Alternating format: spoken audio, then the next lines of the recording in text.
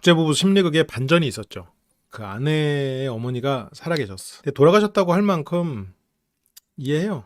그럴 만하더라고. 국제부부, 두 손을 꼭 잡고 있는 아내가 손을 떨면 손을 잡아주는, 무서워서 손을 떠는. 이 국제부부 보면서 제가 지난주에 했던 말 중에 하나가 못 헤어질 거라는 거였잖아요. 그리고 이게 남편이 아내를 사랑하는데 저런 행동을 하는 거라고 했단 말이죠. 근데 여기서도 그 아내가 큰 소리 때문에 무섭다라는 표현을 썼는데, 저게 아내가 겪었던 어린 시절은 상상 이상이었어. 아버지는 마약을 만들어서 파는 사람이었고, 어머니는 그런 아버지를 사랑하는 사람이었고, 나보다도 더 그런 아버지를 사랑했고, 그런 일들. 아버지가 또 그리고 10살에 돌아가시고, 또 10살 이후로는 어머니는 무너져 버리고, 그런 일들이 이제 벌어졌었죠.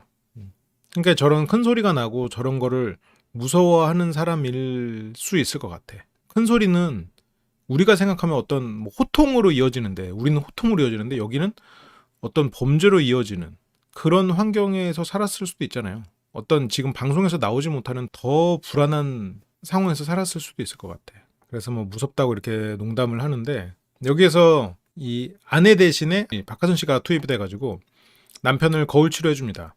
이 남편에게 나는 거울 치료가 무슨 의미가 있겠나 싶었는데 의미가 있더라고. 근데 그만큼 이 남편이 뭐가 문제냐면, 단순하게 표현을 해서 남편이 진짜 나쁜 새끼면 이 사람은 더 쉽게 교정이 될 수도 있어요. 근데 남편이 문제가 뭐냐면 나쁜 새끼가 아니야. 남편이 나쁜 새끼가 아니다 보니까 그냥 어디 하나가 망가졌거나 어디 하나가 없이 성장해버린 사람이야. 그래서 어려운 거야. 근데 그 마음 자체는 기본적으로 아내를 되게 사랑해. 그래서 그거를 어떻게 표현할지 몰라. 근데 그게 너무 망가져 있다 보니까 그래서 보기에도 더 불편한 거고.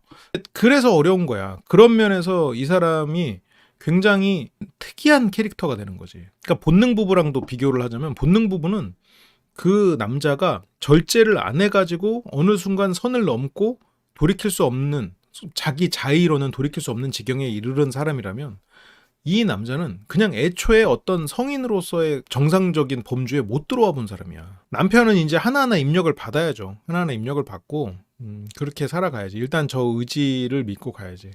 기본적으로 뭐 충동장애 약도 먹고 치료를 받아가면서 해야죠. 뭐 깨우쳐서 고치는 영역은 아니고 조금 치료가 필요할 것 같아요. 기본적으로 본인도 어떻게 해야 될지 모를 거고. 그러니까 배워가면서 그때그때 이제 본인이 감정적으로 알 수 없으면 그 이성적으로 판단해서 행동할 수밖에 없겠지. 그러면서 막 박하전 씨가 남편처럼 행동하거든요. 그래서 저 남자 막 복근도 있을 것 같아 이러면서 남편 흉내를. 근데 저거에 진짜 기분 나빠하거든요. 남편이 실제로 길에서 했던 행동들이지. 아내가 저렇게 초라한 취급을 받을 사람은 아닌데. 그리고 남편이 진짜 이게 완전히 성장을 못 해버린 사람인 게, 그 나시의 금목걸이도 좀 그렇지만, 그걸 가지고 아내가 또 이렇게 난 당신 걱정했어 이러니까 거기서 아내 걱정을 하는 게 아니라 내 근육 좀 있어 보였어? 그러니까 그 부분에서 완전히 어느 부분, 생각의 어느 부분이 성인으로서의 어떤 부분을 갖추지 못했어요. 그러면서 그 아내가 지나가는 남자 보면서 저렇게 하는 남편처럼 행동하니까 남편은 진짜 기분이 되게 나빴대. 내가 틀렸다는 생각 자체를 못 하는 거야. 본인이 그쪽으로 생각이 안 되니까. 남의 입장에서 생각을 못 하는 거야. 이제서야 그 생각이 된 거고. 그래서 이제서야 상처가 될 거라고 이제서야 알고. 보통 사람들은 내가 이러면 상대가 어떻게 상처가 되겠구나라는 생각을 하잖아요. 근데 애들은 못 해. 여자애들은 저게 빨리 돼요. 여자애들은 7살이면 저런 거를 다 알아요. 보통 5살이면 알아. 남자애들은 조금 늦어. 남자애들은 뭐 7살이 돼도 좀 안 되는 경우가 있어. 근데 보통 여자애들은 5살? 뭐 그쯤이면 하얀 거짓말을 하지. 그걸 이제 이제야 좀 되고. 그러면서 이제 가서 오픈 채팅방 들어가가지고 다른 남자 만났다고 막. 근데 뭐 같이 술 마셨고 모텔까지만 갔어. 그래서 아무 일도 없었어라고 말하니까 지금 남편이 이제 그 얘기를 듣는 거야. 이게 실제 있었던 일이, 아내가 겪은 일이야. 남편이 아내랑 싸우고 오픈 채팅으로 여자를 만나서 모텔까지 갔다가 어느 정도 좀 뭐 더워서 그랬겠죠? 거기 난방이 잘 돼서 옷을 좀 벗으셨다가 그랬다가 하지는 않고 그냥 나왔다. 그걸 아내에게 다 말했어. 그게 그랬었던 이제 사연이 있었죠. 그대로 지금 다시 재현해주고 있는 상황이에요. 남편은 근데 이제 그걸 제3자 입장에서 겪으니까 그제서야 이제 와닿는 거지. 그렇게 3자 되면 끝나고 남편이 울어. 이게 그러니까 애야. 지금 그 부분이 어른이 못 됐어. 그래서 이제 자기에 대한 반성을 그제서야 합니다. 아내가 진짜 마음이 힘들었겠구나. 이게 내 사고에서 벗어나는 2인칭, 3인칭으로 올라가질 못하죠. 애들은 못 올라가. 그쪽의 기능도 분명히 어느 부분이 문제가 있고, 그러다 보니까 어떤 성인으로서 남의 입장에서 사과하는 거를 해보질 않았고, 안 해봤으니까 이제 못하고, 그걸 이제 태어나서 처음으로 겪고 있는 거지. 처음으로. 아내의 어떤 점이 좋았냐는 말에, 나랑 비슷한 상처가 있지만 그걸 이겨내고 순수한 마음을 간직한 아내. 뭐 이렇게 벌레도 이렇게 다치지 않게 이렇게 거리 옆, 돌 옆으로 빼주고 이제 뭐 그런 얘기가 나왔었죠. 근데 보니까 비슷한 상처 아니야. 뭐 이걸 뭐 사람의 상처를 어떻게 비교할 수 있겠냐면은, 이 아내분의 상처는 되게 상상하기 힘들 거란 말이지. 아내는 남편의 어떤 모습, 그거는 처음 볼 때 속마음을 다 볼 수 있었어요. 당연히 볼 수 있었겠지. 이 주둥이 근육이 없는데 바로바로 속에 있는 게 바로바로 나오니까 그냥 속이 다 비치는 거지. 속이 그냥 그대로 다 튀어나오니까. 나 여자랑 모텔 갔다 왔어. 이 사람의 말을 들으면서 이 사람이 모텔을 갔을까 아닐까 의심할 필요가 없는 거지. 모텔 갔다 왔다면 갔다 온 거지 뭐. 근데 자기 방어가 너무 심하고 내로남불이 있지.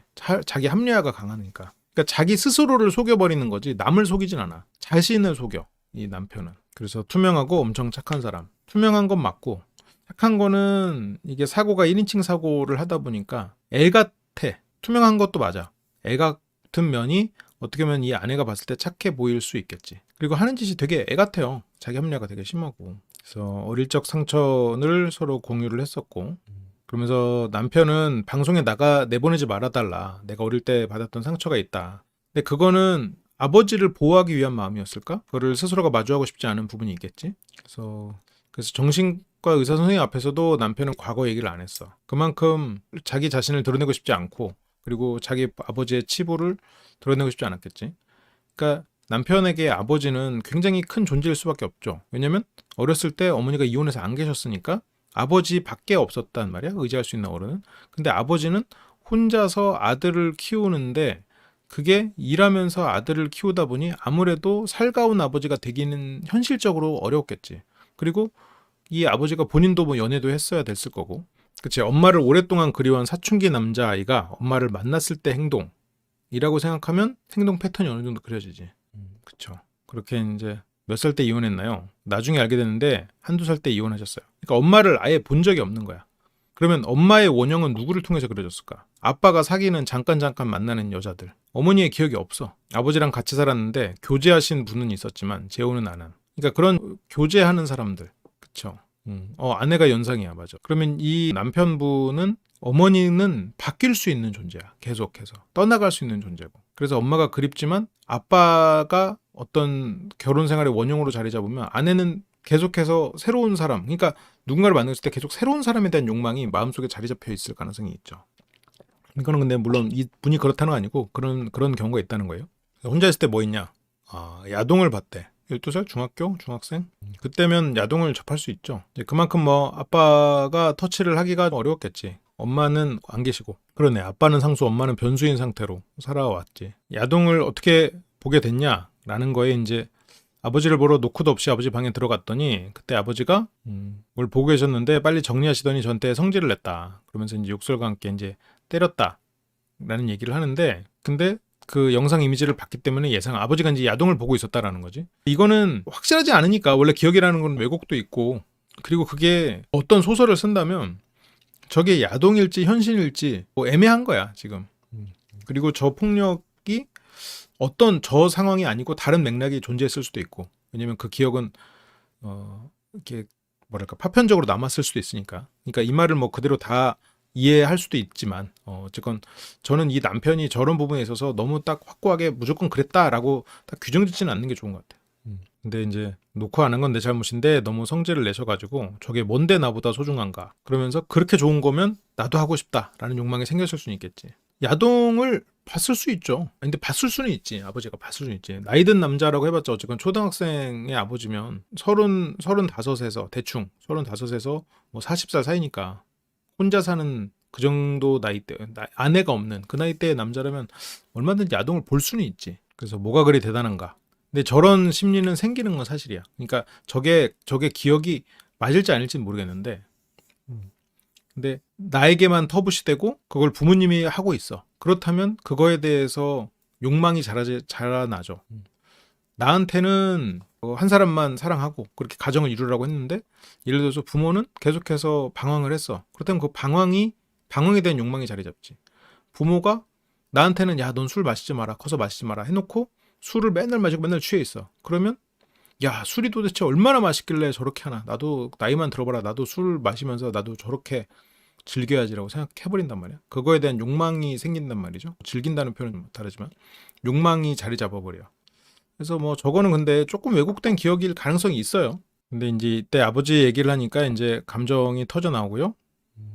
한 번은 아버지가 친구에게 술을 받아와서 냉동실에 넣어놨었는데 그 간식 찾으러 냉장고 열었다가 실수로 깨트린 아버지의 술. 아버지는 아무 말씀도 안 하시고 걱정 안 하고 이제 바로 손으로 맞은 거지. 한 대 맞은 거야.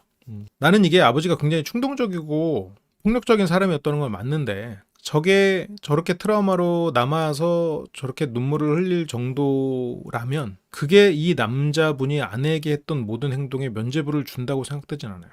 왜냐면 집에서 뭐 술 깨먹고 아버지한테 손찌검 당한 경험이 있는 사람은 내 생각에 모르겠어. 이 남자 나쁜 나이대는 별로 없을지 모르겠는데 굉장히 많을 거거든요.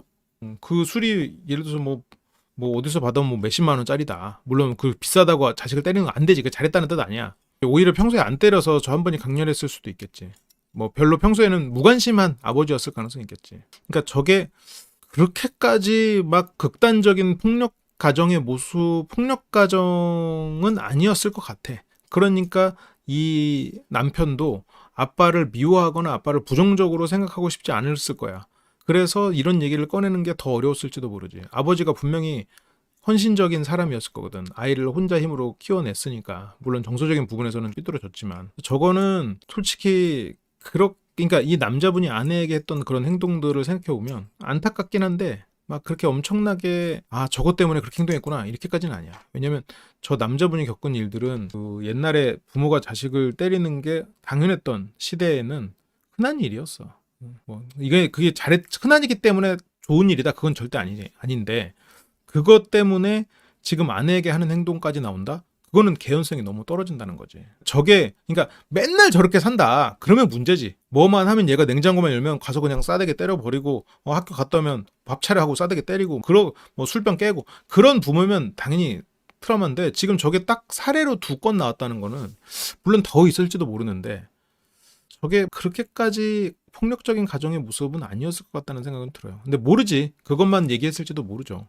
평소에는 그냥 방치되었다고 아들은 느낄 수도 있겠지. 근데 혼자서 애를 키우는 아빠가 평상시에 애한테 얼마나 뭘 하겠어. 일단 당장 회사 갔다 와서 밥 차리고 그것만 해도 하루가 다 갈걸? 방치가 아동학대인데 그 방치를 어디로 두냐는 거지. 예를 들어서 얘를 혼자 살게 하고 어디 그냥 보낸 게 아니고 일단 갔다 와야 될 거 아니야. 출근할 때 애 학교 데려다 줬을 거 아니야. 얘가 뭐 초등학생이면 혼자 갔을 수도 있으려나? 그게 그러니까 방치라고 아들은 그렇게 느낄 수 있어. 애는 그렇게 느낄 수 있는데 부모 입장에서는 그게 더 뭘 해주는 게 쉽지가 않은 거지. 대화나 이런 게 막 있는 그런 사람은 아니었을 수 있을 것 같아요. 근데 이 남편이 아까 자기가 아내 옆에서 다른 여자들 힐끔을 보고 그 얘기를 뱉고 야, 저 여자 핑크머리다. 너도 핑크머리 해라. 이런 말은 지 입으로는 뱉으면서 아내가 그런 말 했으면 상처받았을 거란 말이에요. 지금 이것도 실은 똑같아. 내가 어렸을 때 겪은 상처만 상처야. 그러니까 너무 애 같다는 거지. 이 기능이 너무 떨어져 있어. 남 입장에서 생각하는 기능이. 그 부분이 이 남편이 어쨌건 가야 될 길이 굉장히 먼 거지. 지금 성장이 너무 안 됐으니까. 일단 남의 관점에서 생각해 보기에 대한 성장이 너무 안 돼 있어. 나라는 개념이 이게 타인에게 확정되고 다른 사람 입장에서 생각하고 이게 어쨌건 청소년기에 이루어져야 되거든요. 그게 안 이루어졌어요. 근데 그 남편의 얘기를 듣고 아내는 엄청 미안하대. 서로 어릴 적 이야기를 터놓고 말을 했고 그때도 이미 남편이 그런 얘기를 했는데 근데 아내는 그거 뭐야 엄청 작은 일. 근데 지금 우리는 남편의 눈물 이런 걸 보니까 커 보이긴 하는데 나도 아내 입장에서 그 말만 들었으면 그러니까 남편이 그걸 크게 느낀다라는 건 남편이 우니까 이제 그렇게 느껴지는 거고 내가 이 아내 입장이면 그거 뭐야 엄청 작은 일. 아니 냉장고에서 술 꺼냈다가 술병 깼으면 지금 아내 입장에서는 개머리판으로 맞아. 지금 무슨 일이 벌어질지 모른다고 지금. 아내 입장에서는 지금 그 정도의 가정 그냥 그게 다야?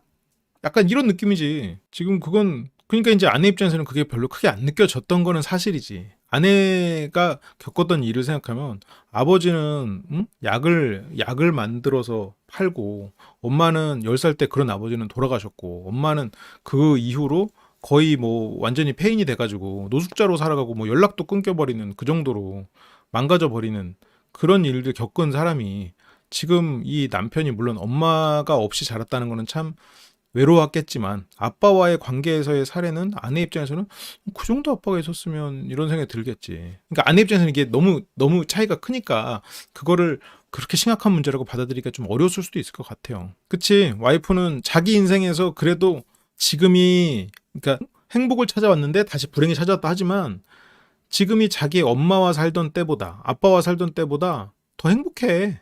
익숙하면서도 행복해. 근데 이제 오늘 남편이 울고 이런 걸 보니까 남편이 이제 아버지에 대한 상처가 커 보인다. 근데 이제 남편은 그래도 아버지에 대한 얘기는 방송 안 나갔으면 좋겠다. 저 남편도 아버지에 대해서 부정적인 기억보다 긍정적이고 존경하고 아버지가 희생했고 살았음을 아는 그런 양가적인 면이 있을 것 같아요. 그냥 지금처럼 서로 매뉴얼 하나하나 찾아가면서 그렇게 성장해 가면서 만나는 게 최선이죠. 그래서 아버지도 느꼈으면 좋겠다라는 거 이제 망신당할까봐 하지 말라고 한 건데 내보내도 괜찮을 것 같다.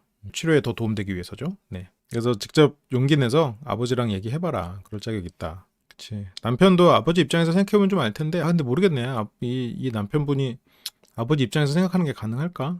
아버지가 굉장히 무섭고 한편으로는 존경스럽고 그리고 애정을 갈구하면서도 벗어나고 싶은 여러 가지 뭐 것들이 겹쳐 있었겠지. 예전에 제가 이제 그 인도 친구가 있는데 저희 아버지가 이제 약사시였거든요.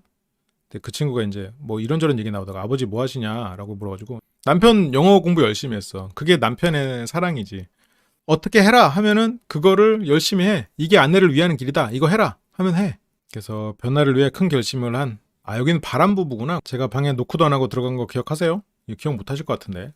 그때 저는 그냥 아버지가 보고 싶어서 아버지랑 놀고 싶어서 뭐 하시나 궁금해서 들어간 건데 왜 그렇게 화를 내면서 쫓아내신 거예요? 이거 하나가 그렇게 평생의 트라우마가 될 정도로 그렇게 됐다는 게 이 사람이 너무 성장하지 못했어. 8살 애는 그럴 수 있어. 8살 애는 그게 서운해가지고 꿈에도 나오고 막 그럴 수 있는데 아니 남편 이제 30이 됐는데 그래도 안쓰러운데 이게 약간 초딩 같아. 이게 성인인 저렇게까지 저런 부분을 붙잡고 있다는 게 그리고 저런 게 마음속에 그 울분으로 터져 나온다는 게 안타까워요. 이분이 좀 더 성장했으면 좋겠어.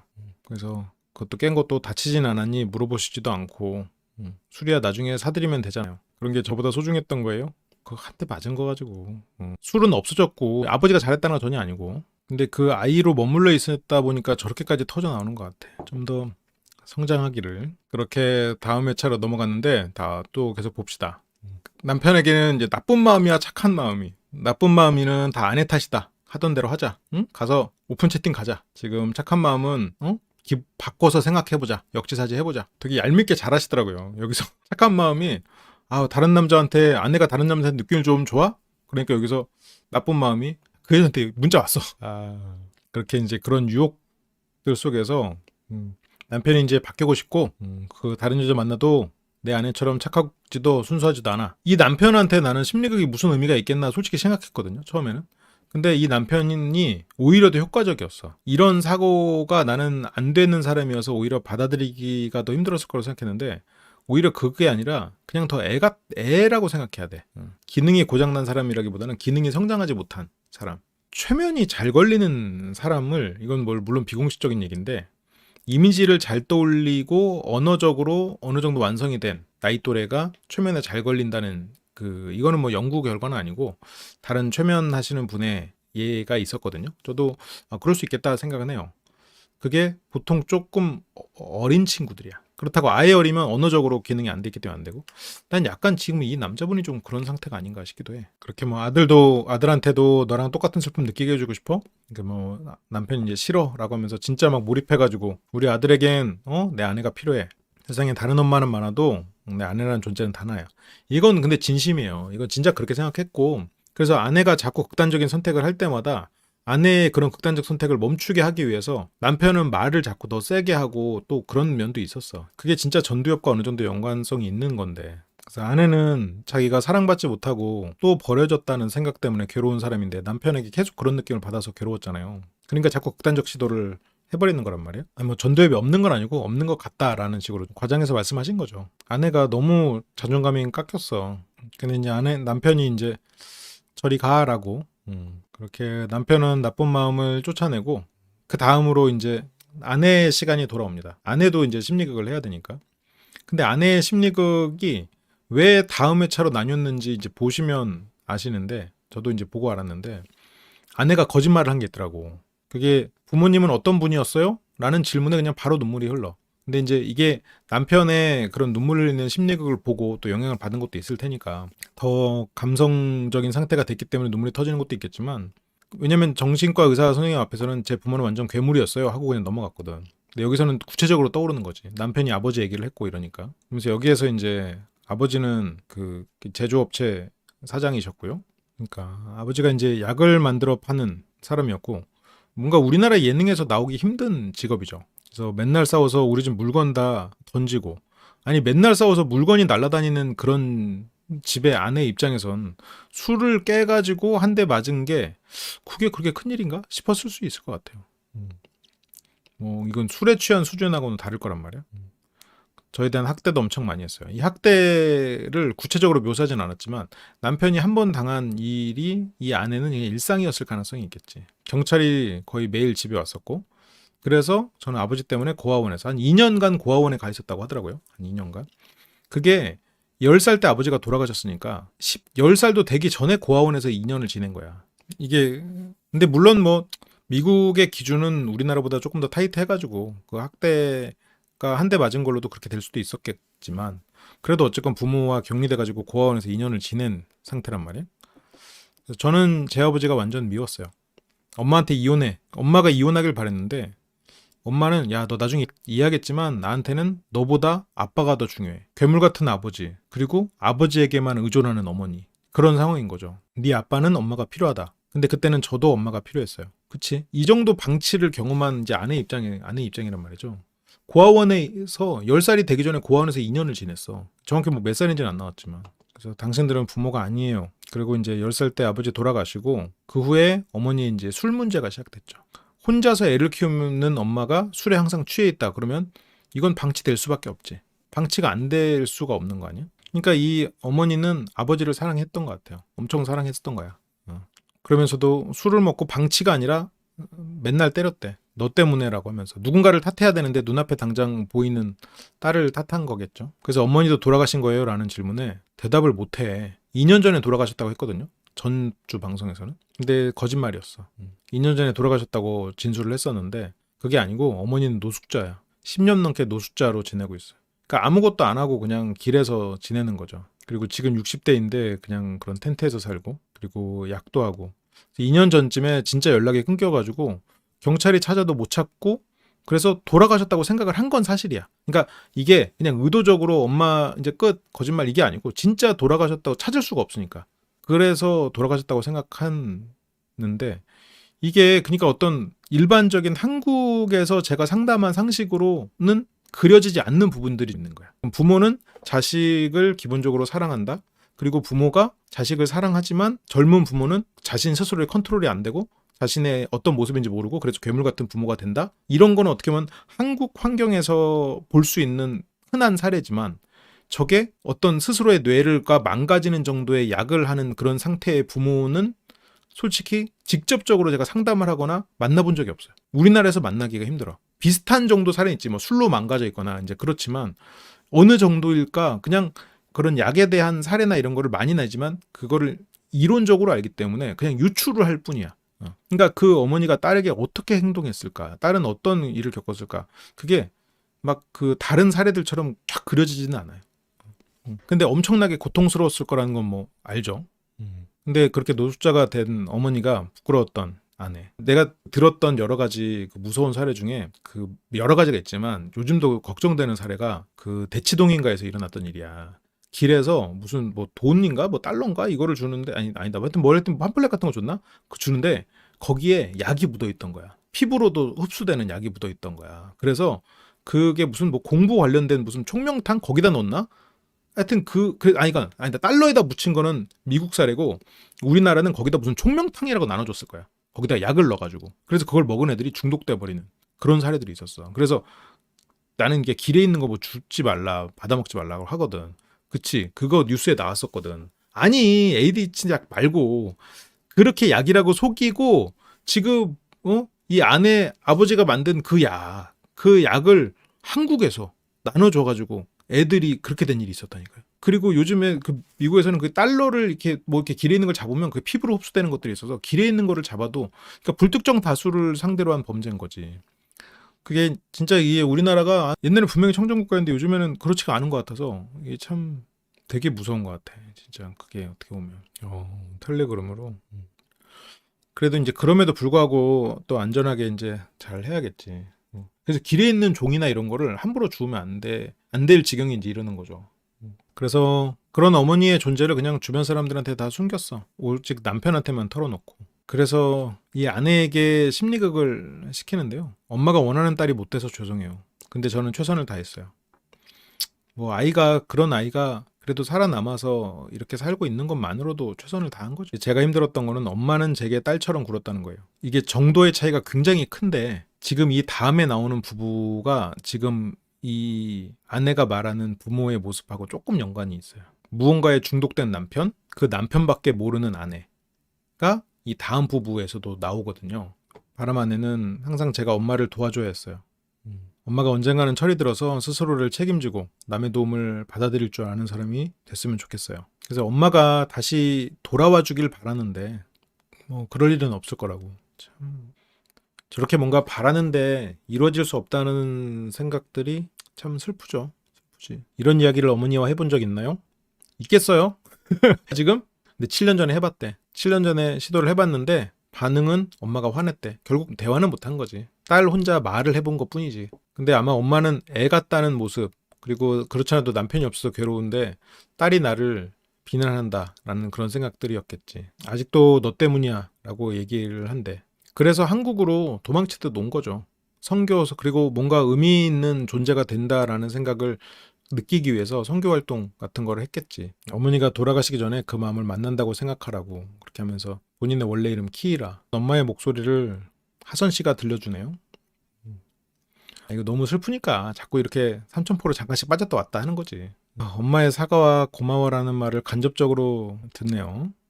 그러니까 저거를 물론 영어로 들었다면 더더욱 와닿았겠지만 저 박선 씨의 말이 한글이어서 우리한테는 더 와닿겠지. 이번 편 너무 힘들었어. 엄마의 관계 회복이요? 불가능하다고 봐야죠. 미국에서 그렇게 약에 중독된 상태로 노숙을 하는 사람을 어떻게 구제하겠어. 상상이 안 가. 여기 대사는 제가 차마 못 읽겠네요. 아무튼 그렇고요. 저거는 뭐 어떻게 방법이 없죠. 어머니를 뭐 한국으로 모시고 와가지고 모시고 살 수도 없는 거고 지금 이 아내가 다시 미국으로 돌아가가지고 뭐 남편하고 같이 어머니를 모시고 살 수도 없는 거고 그거는 방법이 없을 것 같아. 그래도 남편이 와이프 사랑하더라고요. 그니까 내가 지난주에도 계속 남편이 와이프를 사랑한다니까. 그래서 내가 지난주에 거의 이 분석 저희 시작할 때 그랬잖아요. 이게 이 남편이 진짜 정말 진정한 문제와 쉽게 못 고칠 것 같은 이유가 뭐냐? 남편이 아내를 사랑하기 때문이다라고 내가 말했잖아요. 그래도 변화의 실마리가 좀 보이는 것 같아. 그래서 모든 게 내 잘못이라고 얘기하고 그렇게 이제 아내는 감동하고 나오기 되게 잘했어요. 잘했어. 근데 남편은 좀 기계적인 인간이어가지고 그 반복 루틴을 만들어주면 그걸 계속 지킬 사람이긴 해요.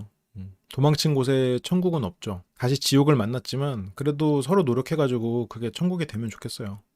그래도 아들도 있고 나처럼 아내도 부모님의 사랑을 못 받고 자랐는데 그래도 이 기회를 통해서나마 아내가 가진 트라우마가 치유됐으면 한다. 아니, 본인이 성장해야 돼. 아내는 트라우마에 대해서 그래도 물론 트라우마에서 벗어나지 못한 부분이 분명히 있어요. 물론 굉장히 괴로워서 그렇긴 하지만 극단적 시도를 계속 한다는 건 자신의 존재가 가치 없다고 상대적으로 좀 더 쉽게 느끼기 때문이거든요. 물론 우울증이 심해서 그런 것도 맞지만 상대로 쉽게 느끼고 그 죽음이라는 것이 또 이게 그 다음 부분도 그렇거든요. 죽음이라는 것에 대해서 그렇단 말이지. 여기서 김영한 님도 용서가 안 될 수 있다. 근데 용서 안 해도 된다. 먼 훗날 용서할 수 있을 때 용서해도 된다. 근데 저게 기본 이론상으로는 부모를 용서하는 것이 이 아내의 미래를 위해서는 낫긴 나은데 지금 힘들지. 힘들 수 있지. 그래서 엄마가 너무 아파서 그렇다는 걸 알고 옛날과는 전혀 다른 사람이 돼버린 그런 어머니를 감당할 수 없어서 도망치다 한국에 왔고, 그래서 상당히 죄책감도 크겠네요. 지금도 굉장히 크겠네. 도망치도 와서 아무런 문제가 없다고 생각했는데 결혼 후에 문제가 다시 생겼어요. 전보다 더 강하게. 더 강하지는 않았겠지. 그 기대했던 게 크다 보니까 지금 현실이 더 충격적으로 다가왔겠지. 그래서 한국보다 더 멀리 떠나고 싶은 마음이 든다라는 그 말은 극단적 선택을 얘기하는 거죠. 그냥 다 끝내고 싶다라는 생각. 그래, 버림받는 것에 대한 상처가 있어서 버려질 바에는 그냥 먼저 떠난다. 인생에 내가 통제할 수 있는 것이 없다라고 생각하는 거니까. 그래서 이제 마지막 심리극으로 다른 부부들이 이렇게 둘러싸고요. 이 아내는 이제 그걸 찍고 나오는 그런 걸 해보는 거지. 그래서 남편이 이제 그 아내를 구해는 건데, 근데 이거는 남편에게 새로운 프레임을 준 것 같아요. 아내가 극단적 행동을 하는 것, 그런데 그 아내를 말린다라는 거에서 아내는 그런 뒤에서 극단적 선택이라는 괴물이 쫓아오고 있고, 그 괴물로부터 아내를 구출해야 된다, 아내를 살려야 된다라는 프레임으로 넘어온 것 같아요. 그래서 이 남편에게 어떤 미션이 주어진 거지. 그러면 이 남편은 또 그걸 수행하려고 또 열심히 할 사람이긴 하단 말이죠. 그래서 남편은 내가 구해줘야겠다. 저 사람 너 버릴 거야 라는 그런 두려운 말들. 근데 이 아내가 진짜 그 말에 살짝 겁먹어. 왜냐면 그 말이 아내 마음속에 진짜 있거든. 저 사람이 널 버릴지도 모른다. 이게 아내가 남편을 너무 사랑하는 게 어느 포인트냐면, 저 극단적 선택을 하는 게 아내가 남편이 날 사랑하지 않는다, 나보다 다른 여자를 더 원한다는 거에서 극단적 선택의 발상으로 이어진단 말이에요. 그러면 이 아내는 남편에게 사랑받고 싶어 죽겠는 거야. 이게 말이 제가 너무 좀 천박한데, 사랑받고 싶어 죽겠다는 마음이 마음속에 가득한 사람이에요. 그래서 못 헤어진다는 거야. 그렇다고 남편이 아내를 안 사랑하냐? 아니에요. 남편은 지금 아내가 거의 엄마야.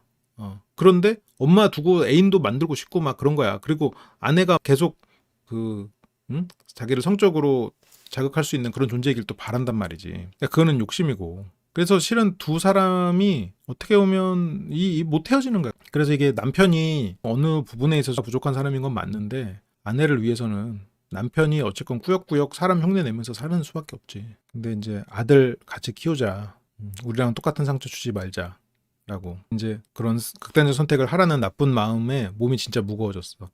왜냐면 본인 마음인데 그런 마음이 크니까. 그래서 나 당신 말 정말 잘 들어주고 공감해 줄게. 한참 커야지. 멀었는데 그래도 아내가 되게 이해의 폭이 넓은 사람이에요. 넓더라고. 그러니까 아내가 아들에게 더 많은 애정을, 물론 지금도 굉장히 아들을 사랑해요. 그 과정이 아내의 어떤 치유의 시간들이 될 거예요. 그럴 거야.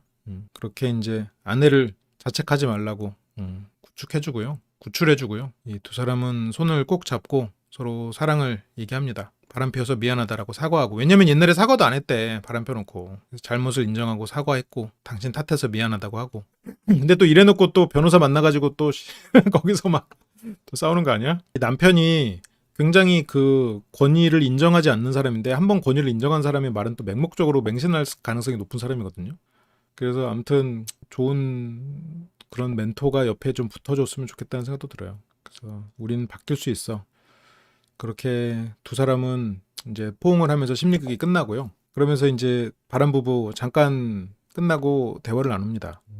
뭐 다른 부부 힘들겠다 그러면서 다른 부부 얘기를 하고, 그러면서 이 토끼 얘기는 뭐냐면, 그 다른 부부가 관계를 할 때 이제 토끼다라는 걸, 남편이 토끼다라는 거를 다른 교인들한테, 종교가 있으니까 다른 교인들한테 막 얘기를 하는 장면이 나와요. 근데 다른 사람이 나한테 말한 적이 있어도 나는 그런 얘기 한 적 없어. 그러니까 굉장히 남성성에 대한 욕망이 큰 사람이야. 근육 얘기, 금목걸이, 뭐 나시, 티, 그리고 이것도 저거 혹시라도 너 똑같이 말하면 안 돼? 근데 어쨌건 이게 원래 사람들은 다 그렇대, 약간 이런 느낌. 근데 어쨌건 아내가 남편의 이런 거를 되게 잘 높여줘. 잘 높여줘. 괜찮아, 다 이해하고. 그래서 이 아내가 기본적으로 잘해요. 잘해. 그리고 왜냐면 그 남편이 서장훈 씨한테 이렇게 막 욕먹고 그럴 때도, 뭐 혼나고 그랬을 때도 남편 두둔했거든. 밥 먹으면서도 남편 걱정하고. 그래서 남편이 진짜 좀만 바뀌어도 이 둘은 그래도 잘 살지 않을까. 잘 사는 방향으로 가지 않을까. 당장은 어렵겠지만. 그리고 아들도 있고 하니까. 근데 진짜 그 문제의 심각성으로만 따지면 굉장히 심각한 사람인 건 맞아. 이렇게 국제 부부까지 봤습니다.